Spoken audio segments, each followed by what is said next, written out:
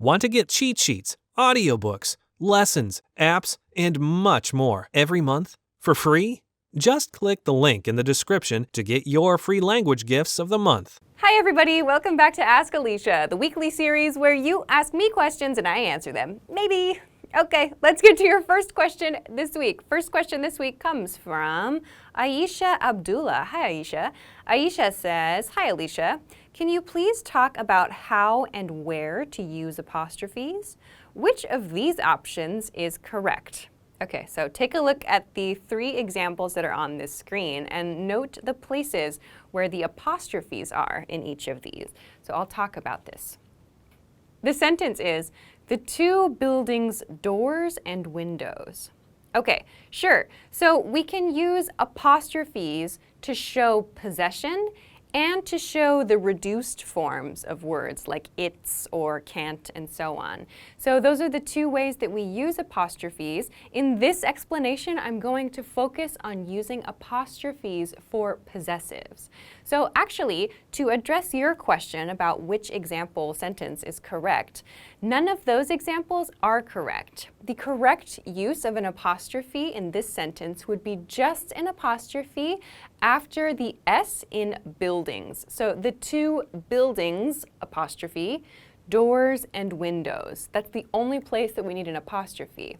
This is because the doors and windows in the sentence kind of belong to the 2 buildings. So the 2 buildings are the subject. So we don't need to use, like an apostrophe, we don't need to use some kind of possessive marker after doors and windows because we're not showing that the doors or the windows are like the owners of something. Actually here, the buildings are like the owners. So we mark the possession with an apostrophe. To go a little bit deeper into why this is, when we have a word that ends in S, we use an apostrophe, but we do not add another S to the word. Please note though, we do not ever use apostrophes to make nouns plural. As a general guide then, when you are using a noun that ends in an S, simply add an apostrophe after the S to show possession. If the noun does not end in an S, add apostrophe S to show possession. So let's look at a couple examples of nouns that end in S, in the singular and in the plural form. For example, the dress's color, that's singular, and the dress's colors, plural. The car's lights. So you can see that even though the singular form and the plural form have the same pronunciation, by that I mean like the dress's color and the dress's colors, we understand that one is plural because the following word is plural. So in the first example sentence there, the dress's color. So the dress ends in S, yes, and we show possession with an apostrophe after the S, and then a singular color. So that shows us it's one color, one dress. In the second example though, the dress's colors. So dresses is plural. In speech they sound the same, but plural, dresses, is followed by an apostrophe to show possession, and then we follow that with colors in the plural also. So this shows us that it's not just one dress, and we can hear that also in speech. So it shows us it's not just one dress, it's 2 dresses or more, and we know that because more than one color is described there. So we can generally guess these sorts of things from context. But again, this is for nouns that end in S, whether they're plural or singular. Let's compare this then to nouns that do not end in S. When a noun does not end in S, we simply add apostrophe S to show possession. Some examples. The children's books, the team's work, our hotel's staff. So these all end in apostrophe S because the noun itself does not end in S. So this is the general rule for using apostrophes to show possession. So please do remember we do not use apostrophes to show plural forms of words. I hope that this helps you. Thanks very much for the question. Okay, let's move on to your next question. Next question comes from Amar Ismail. Hello, Amar. Amar says, hey Alisha, what does beat the rap mean and how can I use it? Okay, cool. So to beat the rap means to escape from punishment, and it's usually punishment that you deserve. So it's like you did something wrong, you should be punished, but you escape somehow.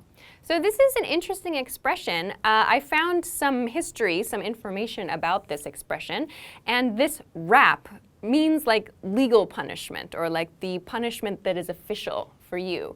And rap, this meaning of rap or this use of rap comes from, or it can come from, the expression to rap someone's knuckles. So the knuckles are this part of your hand, so this part of your finger really. The places where like your fingers can bend, those are called your knuckles. So a common punishment a long time ago for school children was to rap kids' knuckles as a punishment for bad behavior. So to rap something means to hit or like strike in a strong way, like quickly, sharply. So this is the verb form of rap, but because of that, to rap became associated with punishment. Therefore, to beat the rap means to like conquer or to overcome some kind of punishment. So to beat the rap means to get away with something, in other words, or to find a way to escape the punishment that's due to you. So in an example sentence, you could say something like, I came home late and my mom was really mad, but I beat the rap by telling her that I had to take a friend home. Or he made a huge mistake at work, but he beat the rap by blaming it on computer problems. So to beat the rap means like to escape somehow from punishment that you are probably supposed to receive. You're probably supposed to get that. You might also hear a similar expression, which is take the rap, take the rap. So again, rap refers to punishment, but to take the rap means to take the punishment that should be for somebody else. So you didn't do anything wrong, somebody else did, but you decide to like take their punishment instead. So you might hear that expression used too. So another point to mention is that this is not such a common phrase these days. You might hear like take the hit to mean take someone else's punishment, but we don't really use this expression so much in everyday speech, at least in American English these days. But if you encounter this in like a movie or in a book, maybe that's what it means. So I hope that this is helpful for you. Thanks very much for the question. Okay, let's move on to your next question. Next question is from Hector. Hi, Hector. Hector says, hi, Alisha. I want to know how to refer to a person who asks a lot of questions. I think it's something like inquire or curious, but I'm not sure. For example, in a job interview, how do I explain that I consider myself a person who likes to ask questions if something is not clear for me? Okay, yeah, I think in this case, maybe the best word would be inquisitive. Inquisitive. So inquisitive is an adjective. It means someone who likes to ask a lot of questions, someone who naturally asks lots of questions about things. Curious is similar, yes. Curious sounds like you're naturally interested in learning things, like maybe you want to look and see lots of different things, but it doesn't only mean like wanting to ask questions. Inquisitive has this feeling of like really asking questions and trying to learn things. So my kind of impression of an inquisitive person is generally positive, maybe someone who's kind of smart and interested in learning things. It's pretty good. But if you ask a lot of questions, especially personal questions, you can be perceived as nosy. So nosy is another adjective which refers to someone who likes to ask questions, yes, but they're generally too personal. It's too much. It's like someone who likes to gossip about other people's lives. So there's kind of a fine line, like they're a bit close, inquisitive and nosy. So inquisitive is generally a good thing, but you don't want to be nosy. So in this case, I would say inquisitive. However, as you mentioned in your example, if you want to talk about liking to ask lots of questions in order to make something clear, that is not how we would use inquisitive. We use inquisitive to talk about somebody who naturally wants to learn about things and asks questions, like just because they want to learn, not because something is unclear. Like it has the feeling of something that a person does from like internal motivation. They just want to know things. They're not trying to like fix a mistake or try to understand something that is difficult for them at work. So we wouldn't really use inquisitive in that case. Instead, we would probably use an expression exactly like the one that you presented. You would say something like, I'm the kind of person that prefers to ask lots of questions if something is not clear to me. So that's a very natural response. If you want to express that you are inquisitive, like you naturally like to ask questions, you can say that too, though. I'm an inquisitive person. So I hope that this helps you. Thanks very much for the question. Okay, let's move on to your next question. Next question comes from Alexander. Hi, Alexander. Alexander says, Hi, Alisha. My name is Alexander, or Alex, and I'm from Brazil. I was studying collocations, and yesterday, when I was studying about coffee, I found 3 words that I have never seen before. 1, percolated, 2, lukewarm, and 3, tepid. I would like to know if these words are common in everyday speech. I've been in Dublin for 1 year, and I've not heard them so far. Thanks. Okay, great, interesting question. First, let's talk about the word collocation so everybody can understand what this means. A collocation is a word that is commonly used with another word. So for example, with this word, coffee, a common collocation of coffee is cup. So cup and coffee often go together because of the expression coffee cup, for example. So we can also use this as a verb, to collocate. So when we want to use it as a verb, we could say, the word cup collocates with coffee. So that refers to 2 words, or maybe more, that are often used together. Studying collocations can be really helpful because you can see which words are commonly used together, and it can help you to make more natural word choices. So now that we know what collocations are, let's take a look at these examples. The first word was percolated. In this case, you have it in the past tense verb form. So to percolate means to cause a liquid to pass through another substance that is not a liquid, to pass through a permeable substance. So a permeable substance is a substance, it's not solid.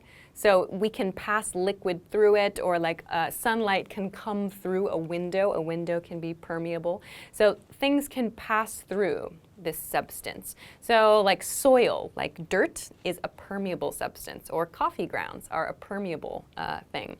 So permeable substances are kind of the key point for this word. Liquid passes through those. So percolate, on the other hand, is actually like a very scientific word. So we don't use it so much in everyday speech to talk about making coffee. When we want to talk about coffee, we say, I'm going to make coffee. We don't generally say, I'm going to percolate water through the coffee grounds. It sounds very scientific and very stiff, and we don't generally say this, but you might encounter it if you are reading some information about like expensive coffee beans, or if you are learning about a very like expensive coffee shop and they want to share information like the detailed process of how they make their coffee. You might see it in that way, but generally percolate is not so common in everyday speech. So I hope that answers that one. The second though, and the third for that matter, were lukewarm and tepid. Lukewarm and tepid mean the same thing. So they both mean just sort of warm. Like it's kind of like room temperature, or a little bit cooler than body temperature. So lukewarm and tepid are both used to refer to the temperature of coffee. So most people want coffee hot or cold. Lukewarm coffee is generally not a good thing. So we could say, I hate drinking lukewarm coffee, or this coffee is tepid. So that means that it's not at a good temperature. It's like this room temperature coffee. So lukewarm and tepid are more commonly used in speech than percolate. For me personally, I tend to use lukewarm a lot more than tepid, but other people might prefer to use tepid more. Those 2 words are fairly commonly used. Percolate is not as commonly used, but you might see it from time to time. So I hope that this helps you, and good luck with your continued studies of collocations. Okay, let's move on to our next question. Next question for this week comes from Sanju. Hi again, Sanju. Sanju says, Hi Alisha, how are you? I've been watching your videos for a long time. My question is, what is the difference between no longer and any longer? Okay, nice question. The meaning of these expressions is the same. It's totally the same. We use it to refer to something that was true up until this point and into the future will not be true. So the difference is actually just in how we make the sentence. There are a couple of changes that we need to think about in the structure of our sentences when we use these. So let's take a look at 2 example sentences. First, we will no longer offer free lunch for staff. We will not offer free lunch for staff any longer. Okay, so in the first example sentence, you can see that no longer comes before the verb. In this case, the verb is offer. So when we want to use no longer, we typically place it before the verb in the sentence. You may hear no longer coming at the end of a sentence, especially in short sentences, but that kind of sounds old-fashioned. So these days we tend to use it in front of the verb. So we will no longer offer free lunch for staff. On the other hand, when we use any longer, we need to put it at the end of the sentence, and we put a negative, we need to put not before the verb earlier in the sentence. So we will not offer free lunch for staff any longer. So these are the differences in terms of the structure of the sentences that we need to think about. One more additional point, if you want to use any more, follow the same pattern as any longer. They mean the same thing. So let's take a look at one more pair of examples. I can no longer wait, or I can wait no longer, and I can't wait any longer. So we follow the same pattern here. In the first example, which uses no longer, we put that before the verb. I can no longer wait. And I gave the example of no longer at the end of the sentence too, but this sounds rather old-fashioned and kind of too polite. The second one, however, you might notice instead of using not wait, I've made can into can't. So I can't wait any longer. This is because it sounds more natural. So the original sentence could be I can not wait any longer, but we can combine can and not into can't, and that sounds much more natural. So I can't wait any longer. So they have the same meanings, yes, it's just a difference in terms of how you build the sentences with these words. So thanks very much for an interesting question, and I hope that that helped you. Thanks very much. Okay, that is everything that I have for this week. Thank you, as always, for sending your questions. Remember to send them to me at EnglishClass101.com/ask-Alisha. Of course, if you liked this week's lesson, please don't forget to give it a thumbs up, subscribe to our channel if you haven't already, and check us out at EnglishClass101.com for some other things that can help you with your English studies. Thanks very much for watching this week's episode of Ask Alisha, and I will see you again next week. Bye-bye.